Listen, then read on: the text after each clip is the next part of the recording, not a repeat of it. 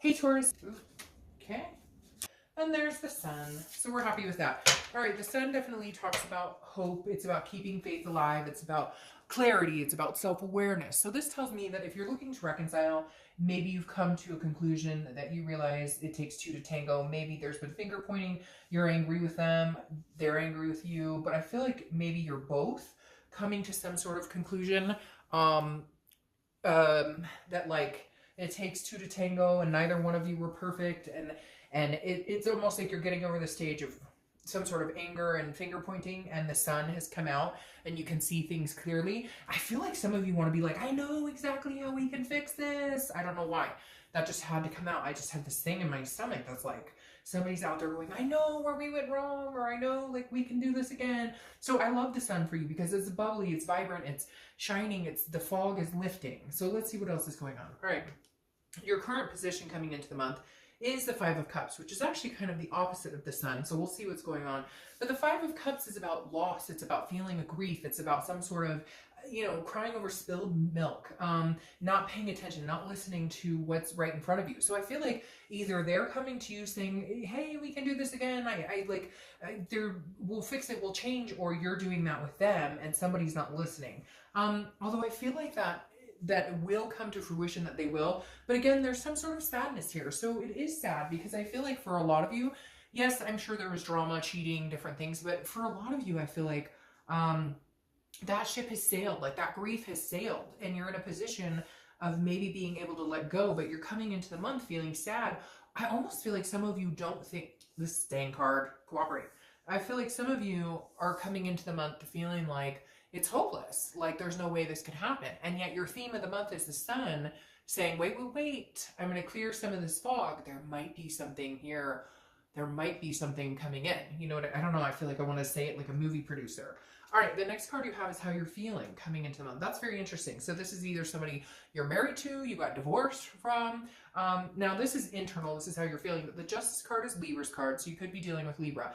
But on top of that, the Justice is also marriage card. So this could be like either you or they or both of you, because I feel like there's a connection between you both, but because you're not actually communicating, the connection is super strong, okay? But because you're not actually having the conversations, you don't know what they're up to, they don't know what you're up to, but in the end, you're both having this hopeful but feeling sad because you don't have each other. And then the Justice card is saying either this is a person I thought I was going to marry, this is a person I still want to marry. The Justice card also, though, is justice is served. It's cause and effect. So it's something that happened, and maybe you're kind of like, okay, we had to take this break to get to this point of missing each other, to feeling this grief. We weren't communicating. We didn't have that emotion. The passion was gone, whatever it is. And you're kind of like, okay, now that we're apart, I don't want to be apart anymore. I don't want to feel that. And they don't want to feel that, because this right now, I'm telling you, the energy in this room is a dual connection. This is not one-sided. This is two people thinking about each other. And you know what? If that's not you, then this isn't your read. Because I get people all the time who say, I don't want them back. Then, hey, watch the singles read, right? The next card you have is your distant past. So over the past 5-10 years, could be throughout your childhood, and you have the Ace of Pentacles. Now, the Ace of Pentacles is opportunity. It's a plethora of opportunity. It's like the beginning of success and finding accomplishment. What's interesting is this is in your distant past, and this is telling me that you know what it's like to be successful in a lot of different areas, in finances, in relationships, and you're kind of looking back this month going, where's the missed opportunity? If I still want to be with this person, or if they want to be with me, there has to be some sort of opportunity here, because that's what this represents. And this is saying, look, in the past, maybe you've missed that sign. Maybe you've missed that opportunity, that card. Maybe you've not seen the clarity. Or maybe you've seen it, but it was too late, a day late, dollar short, right? Or maybe you didn't jump on it and take the chance. And I feel like you or your ex or both are feeling like, I'm not letting this one go. That's what it says in my head.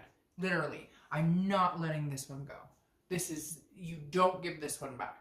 All right, the next card you have is your immediate past. Over the past 2 weeks, past month or two, and you have the Fool. The Fool is the beginning of a new cycle.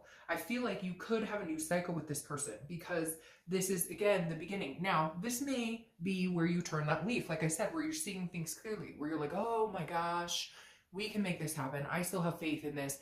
The shadiness is cleared. Whatever has been storming on our parade is clearing, because the Fool is it's a fearlessness, it's a folly. It's, again, the beginning of the major arcana, so a whole new cycle coming into place here.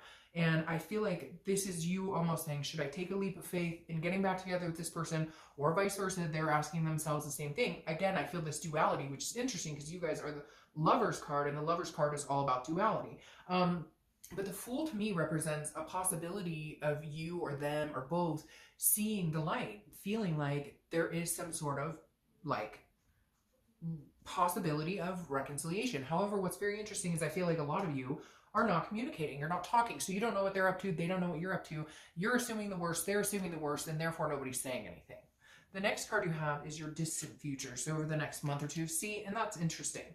Over the next month or two, and you have the Death card. The Death is not a physical death. In fact, I love this card. It's Scorpio's card, so you could be dealing with a Scorpio, but death is about rebirth. It's about transformation. It's about the sun is shining. I can't even get that off my freaking mind. I don't know why. But again, this is the best card I think you have going for you, because your future is saying this is a rebirth. This is a possibility of a rebirth between you two. But also what's interesting here is it's not even just about a rebirth between you two. It's about a transformation, a belief, a change within yourself. So this could pertain to this person, or this could pertain to self-love. This could pertain to, guess what, if it doesn't work out with this person, that's okay, because you're ready for the future. Whatever you've been doing or whatever you're going to do over the next few months is going to gear up to whatever is coming your way, to almost, it feels almost like a destiny or some sort of karmic resolution, because again, this is some sort of change. Now it could be kids. I mean, she is pregnant and there is a kid right there, so it could be, you know, maybe you're having kids, maybe you're already pregnant, or maybe your significant other is pregnant, or your ex is pregnant, etc. I don't know why that popped in. I'm sure that may resonate with like one person, but there is something going on with the child here. I always see that in this card, but for some reason right here it's significant. Maybe you have kids with this other person, etc. You get the drift. But I like this card for you because this says no matter what's coming, the storm is clearing, the change is coming in. The next card you have is your immediate future. So over the next few weeks, you have the Knight of Pentacles. Hard at work, dutiful, cautious. So I feel like you're going to continue to keep your head in the game of life, right? Before, there may have been some devastating blows because of the breakup, because of the non-communication, because of the sadness, the grief. But somewhere along the lines, this month, it's like, you know what, I'm just going to work hard. I'm going to work hard at life. I'm going to be the best me I can be. I'm going to start on these changes and transformation. And hopefully we can come together at some point and maybe share that together. Maybe share what's been going on. Maybe share that transformation and that and those changes, etc. Because the Knight is somebody who's very dutiful. They're working for the end game, but the greater good, something much bigger than themselves.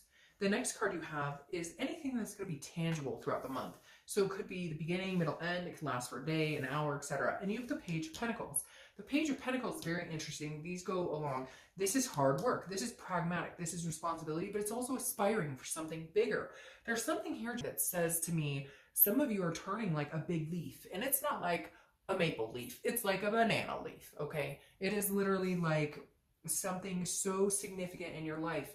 You're making changes. But again, it's because I feel like you've all of a sudden got this clarity of like, holy shit. Now, it could be clarity because this person's like gone and maybe you needed them gone, so you could see what you needed to change in yourself. You could see the areas you were missing, work, career, family. Maybe you were kind of putting that on the back burner because of this grief, because of the sadness, because of what had been going on. And now you're able to understand that you can have a both. You can have the ex, you can do that and still maintain. But for whatever reason, you weren't able to do it before. I think there was fighting, there was jealousy, there was arguments, maybe infidelity. But now I feel like it's almost like a maturing. I can't explain it, like a growing up. And some of you are gonna be like, I am 55, and I get that totally. But at the same time, we grow and mature our entire lives. Like, believe me, we all do. So this just is some sort of like, you've upped the responsibility factor and you've upped like the importance of all of the things in your life. Like, you've realized what you're fighting for. The next card you have is how you're feeling throughout the month. Again, could be beginning, middle, end, could last for a day. You have the Queen of Wands. This is an excellent place to be. She is full of ferocity. She is sensuous. She is, you know, and again, I don't apply sex to the card, so male or female, but this person is just very confident, knows what they're going for, knows what they're going after. The confidence continues to build every step they take because they're embarking on these new journeys, these changes. They're embracing change. They're embracing. Now, for some of you, this could be that this person is no longer going to be in your life and all of this is coming to fruition because they're not. I feel like for a lot of you though, it's not like that. I feel like for a lot of you, it's almost realizing like you can possibly have this person back. But for some of you, it is going to be, they are gone, you are sad, but now everything's clear and you can see the light. The next card you have is your hopes and fears for the outcome of the month. And you have the Seven of Wands. So again, this is hopes or fears. And your fear is that, how do you communicate this? Because the Seven of Wands is a defense, it's a strategy. So how are you going to get in touch with them? How are they going to get in touch with you? Let's say you guys do call and talk to each other. Let's say you do text. Somebody broaches that and says, hey, I don't want silence anymore. I want to talk. It's making me sad not to have a discussion. We were, after all, really, really good friends. But the Seven of Wands is telling me that some of you are feeling like you don't know where to go from here. How do we get past the past? How do we not get on the defense? We know we're going to have conversations that could be pretty hard. We know we're going to have to, like, this isn't going to be like, hey, we start talking and we jump back in where we left off and everything's wonderful. No, there are underlying issues that have to be addressed. So your biggest fear here is, how do we get there? How do we move on? How do we address these issues? How do we do this in a manner that we can feel good, that we don't go back and start pointing the fingers, that we can clear the air again, that we're feeling like the fog is lifted. So your biggest fear is how, and when. I feel somebody out there going, and when, I want to know when. The next card you have is the Three of Wands. I love this for you. The Three of Wands is about teamwork, but so the Two of Wands is about planning something, okay? If you pulled the Two of Wands, it would be planning, looking forward, growth. The Three of Wands is about planning together. So the outcome is planning a future with somebody else. So the Three of Wands is saying you're in it, they're in it, but I feel like you guys don't know that each other is in it. Or you're thinking, of course, they're not in it, or you're wanting to not be in it, but in reality, you really want to be in it. I feel like, I know that sounds confusing, but it's almost like mind games, like, or again, a lack of communication. So you're blind, they don't know what you want. You're assuming they moved on, they're assuming you moved on. And for some of you, this is somebody that maybe you've been away from for a long time, but they've been on your mind, you've been on their mind. Again, some sort of dual connection here that can't be denied at this point. But the Three of Wands is about making the step. They go together very well, because the Three of Wands is like, where do we go from here? Okay, let's say you guys communicate and you both want each other back and you both love and care about each other and you still want that type of, you still want to move forward. How do we go about getting that? What do we do? He's focused. Like, okay, where do we go from here? So that's a conversation that's going to be had. The best part is that you're both on the same playing field. You're both on the same connection. Now, your Four of Coins, clarifying this, it's like a impoverished energy. So I feel like, again, it's not, the Four of Coins is like, is like a miserly energy. It's not, it's like you feel like they don't want you. They feel like you don't want them. And so what's clarifying your outcome here is like, you guys are going to have this discussion and get there. Because again, the Four of Coins, it's impoverished. It's feeling like you're like, not like you're lost without them. I don't want to say that because some of you are going to be like, that's a stretch. It's not like I'm lost without them. I've just been thinking about them a lot or whatever.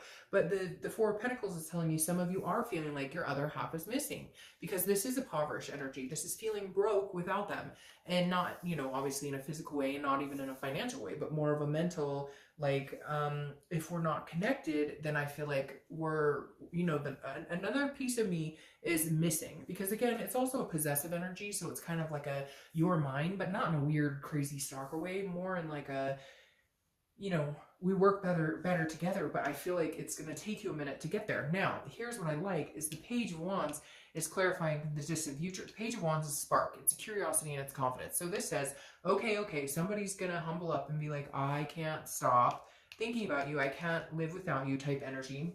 I'm going to have a conversation. We need to have a conversation. We need to talk. I don't know what you're up to. Maybe you're dating 20 men or women. Maybe you're about to get married. I don't know, but I need to know what's going on. So eventually here in the next month or two, that Page of Wands is going to crack and somebody's going to call the other person or text and say, hey, what's going on? Or at least some sort of communication is going to come into fruition. Now, For some of you, again, like I said, this could be a total, nope, this is eye-opening. And then at some point you guys connect and you're like, no, I can't, I don't want to be with you. And this spark and confidence and curiosity comes out with somebody else. But for whatever reason, like this is that person you've been thinking about. Maybe hard. And I know I'm going to get people who, you know, message me and say, oh, that's crap. They don't talk to me. They're married. They're okay, fine. Then not your situation. But if you're feeling enough to where you want to know what they're up to, for you guys right now, I have a feeling they're in that very same headspace. And I don't get that feeling a lot. A lot of times there's still the connection, but one person's going in one direction, one person's going in another one. But for some reason, the clarity is now. Like the time, I'm being told like the time is now. Like the seeker is now.